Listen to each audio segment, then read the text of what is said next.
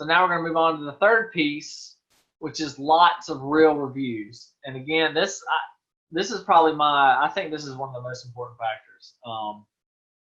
And based on what I've seen, this is trending, I think, more and more, become more and more relevant. I don't see this, because there's some things that kind of come and go. Reviews.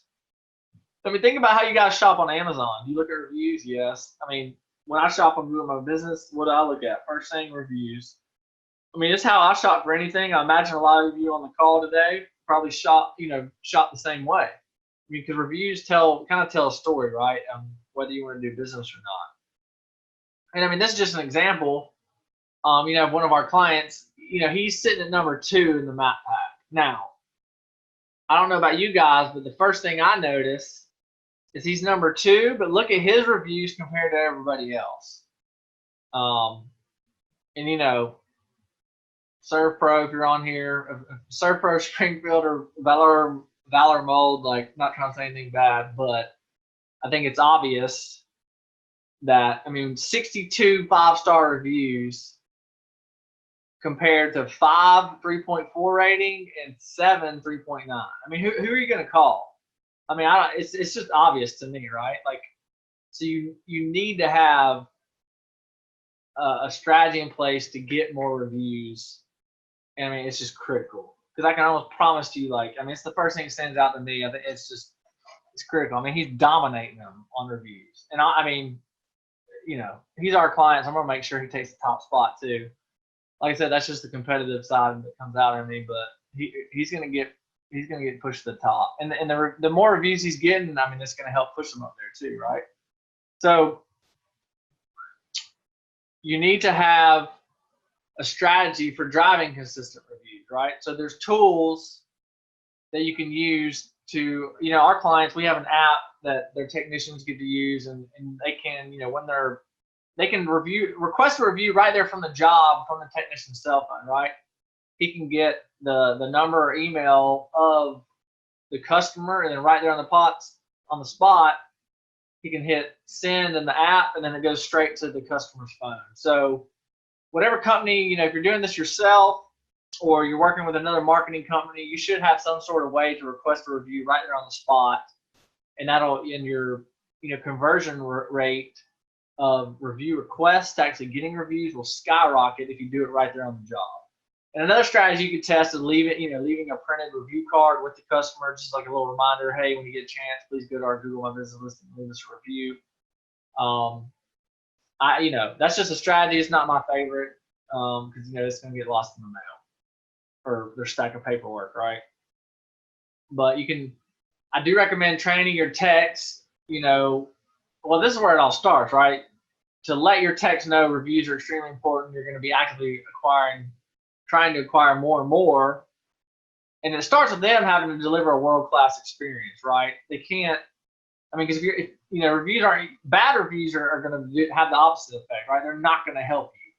So make sure your techs are aware that you're going to be trying to get more and more reviews, and it's basically going to be based on their service. So to be blunt about it, they better be doing a damn good job, right? Otherwise, it's going to hurt your efforts, right? So make sure your techs are doing a good job keeping the customer in mind. And kind of already touched on this, but a lot of our clients are talking with their techs about this, and once all right, let's say I've already done the mold removal job, client's happy, the technician can go up to Debbie and just say, hey Debbie, obviously you want to make sure she's happy and satisfied before you do this.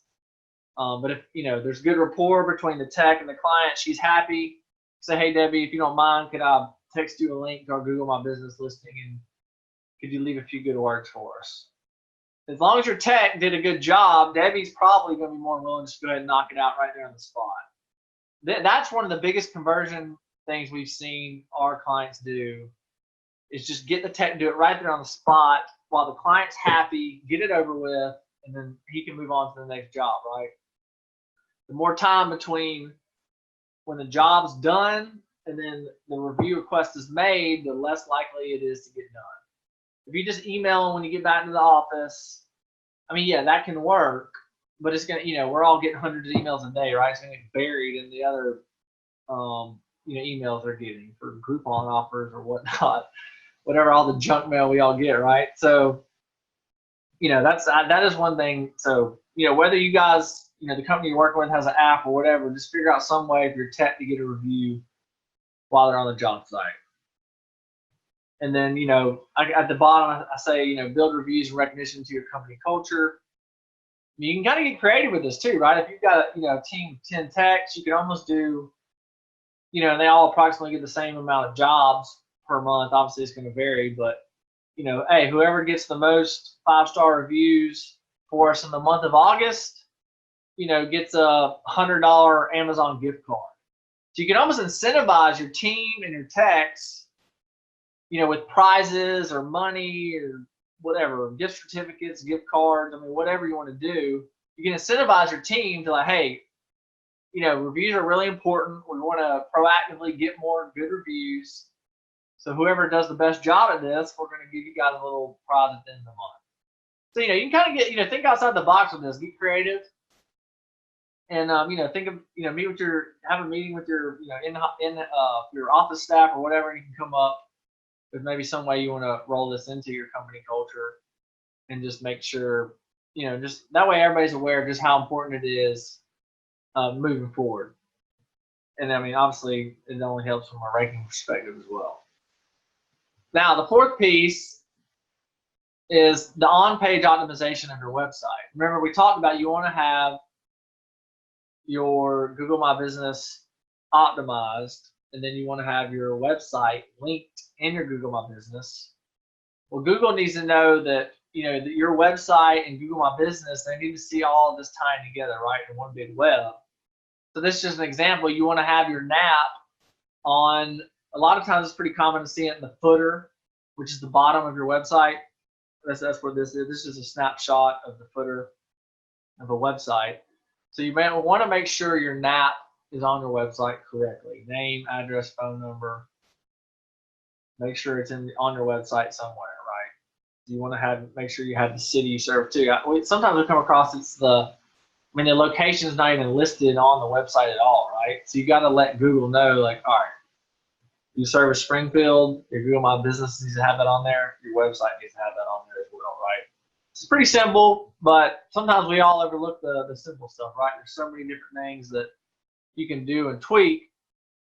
So this is a really important factor that you need to keep in mind. So that's kind of it from a high level. I mean, there's not a whole lot to it. It's just important. The details matter with this, and I mean, I think so. If you're just hitting all these aspects consistently and paying attention, you can get ranked in the 3-pack.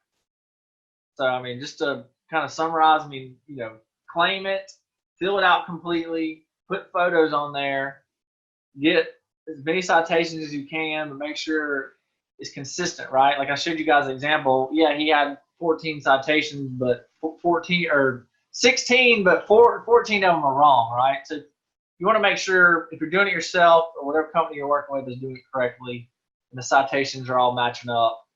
You want to get your on-page, make sure your NAP is on your website somewhere and it matches whatever your Google My Business profile is.